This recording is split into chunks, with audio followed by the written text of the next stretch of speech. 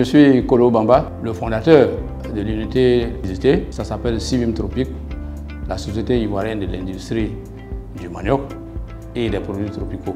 On existe depuis un peu plus d'une vingtaine d'années. La première pierre ici a été posée en mai 1998 et puis depuis lors, nous avons continué à construire petit à petit, brique après brique, l'entreprise pour être là où nous en sommes aujourd'hui. Bon, c'est vrai que ce n'était pas du tout facile, mais bon, c'est la passion, n'est-ce pas? C'est ce qu'on voulait faire, on s'y est mis. Il y a eu beaucoup de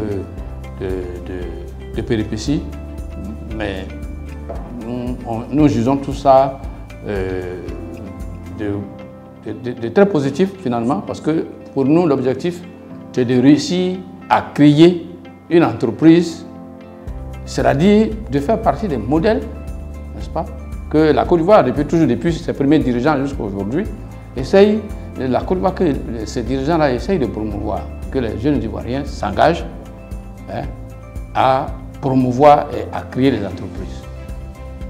Et donc, nous, on a décidé de promouvoir le manioc, qui est un produit qui se consomme de plus en plus et qui en plus est produit partout. Voilà. Donc c'est pour ça que nous on s'est mis sur ce segment-là.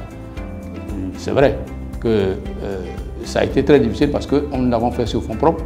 Et comme ça ne fait pas partie des produits, comme on peut dire, naturels, comme le café, le cacao, donc on n'a pas d'accompagnement. Voilà, donc c'est sur fonds propres que nous le faisons jusqu'à maintenant. Dieu merci, il y a quand même dans la grisaille quelques structures que l'État a créées qui s'intéressent de plus en plus donc, à ces petites entreprises-là, je dirais même dire à ces micro-entreprises. C'est le cas ces derniers temps de Côte d'Ivoire PME qui nous a accompagnés. Et je dois vous dire que, honnêtement, la toute première fois que nous bénéficions d'un fonds, de quelque nature que ce soit, c'est grâce à Côte d'Ivoire PME, à travers le programme dénommé Fonds de soutien aux entreprises. Pour vous dire tout, nous avions eu l'information comme ça par d'autres structures. Mais moi, j'avais fait les dossiers qu'on avait demandé, nous on l'avait fourni et tout, mais on n'a jamais eu de suite. Jusqu'à ce que la Côte d'Ivoire PME organise de concert avec deux pays béliers, Ayam Sokro, pour qu'on nous instruise réellement sur les dossiers à fournir.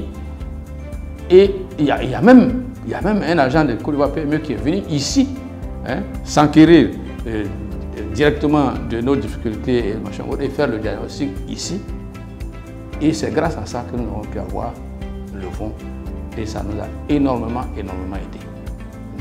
aidé. C'est vraiment le lieu de remercier l'État ivoirien à travers Côte d'Ivoire PME de nous avoir donné cette opportunité parce que le Covid nous avait totalement anéantis. Il y a eu dans cette zone-là beaucoup de situations comme ça qui nous ont, en particulier la crise des élections de 2020, il y a eu la sécheresse, et puis bon, le Covid est venu vraiment porter les stockades. Et donc le fonds vraiment nous a permis, n'est-ce pas, de payer nos dettes et surtout de reprendre notre marche en avant.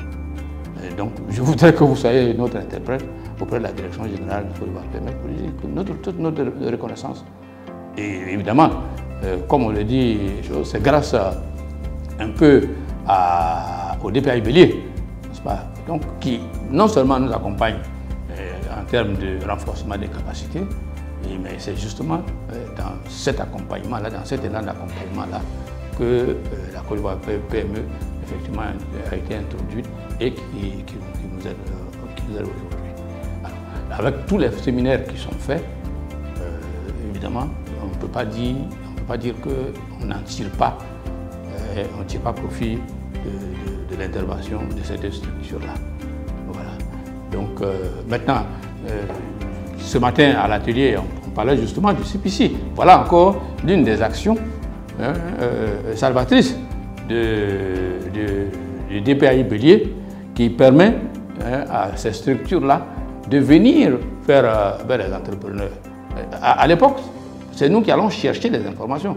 Aujourd'hui, l'information vient vers nous. Et c'est pour ça que ce matin, j'ai demandé aux jeunes là de s'approprier, comment on appelle ça, ces séminaires de formation, ces ateliers-là.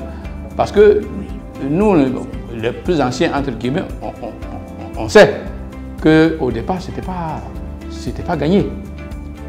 Donc, la formalisation est quelque chose de très important. Si nous-mêmes, nous n'avions pas commencé par la formalisation, on ne serait pas arrivé là où on est aujourd'hui.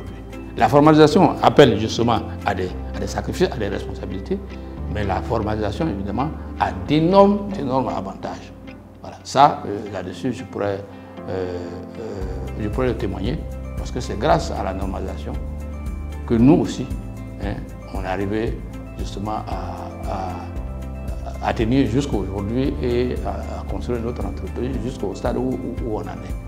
Pour ce qui concerne le CPC, nous, on a eu une exonération de 8 ans. Mais ça nous a énormément aidé. Si on n'avait pas ces exonérations, de toute façon, on aurait fermé de toute façon avant même d'avoir commencé. Parce que les impôts se seraient déjà accumulés, bon, etc., etc. Bon, on n'aurait pas pu payer. Pendant 5 ans, on n'a pas payé 5 francs sur les exonérations, en tout cas sur les catégories d'impôts pour lesquelles on était exonérés. Et les 3 autres années, c'était 75, 50 et 25%. Et voilà. L'un des gros problèmes du développement industriel de nos matières, je veux dire, de nos produits vivriers, l'un des problèmes, ou du moins le vrai problème, c'est qu'on n'a pas encore pu intégrer le fait qu'on ne peut pas industrialiser un produit sans passer par la culture intensive. Or, nous parlons d'industrialiser le riz, le maïs, machin, mais on est encore en train de faire des petits champs de moins comment on appelle, d'un quart d'hectare. Ce n'est pas possible. Pourquoi? Parce que plus le champ est petit, plus le coût de production est élevé. Et si vous faites des grands champs, vous allez pouvoir donc diminuer le coût de production. Mais bien entendu, quand vous faites les grands champs, il ne s'agit pas de la superficie. Il suffit de faire qu'on appelle ça le planting qu'il faut proportionnellement à la superficie. Aujourd'hui, quand vous demandez à quelqu'un le kilogramme de manioc coûte combien, ben on peut vous dire 100 francs, on peut vous dire 200, on peut vous dire 400. Et ce sont des chiffres officiels. Parce que quand vous demandez au CPB, par exemple, ce sont ces mêmes chiffres-là qu'ils vous donnent. L'erreur, ce n'est pas faux, mais l'erreur, c'est que ces chiffres qu'on vous donne là sont orientés vers l'entendement vivrier de la spéculation. En tant que culture vivrière, oui, mais en tant que culture industrielle, non.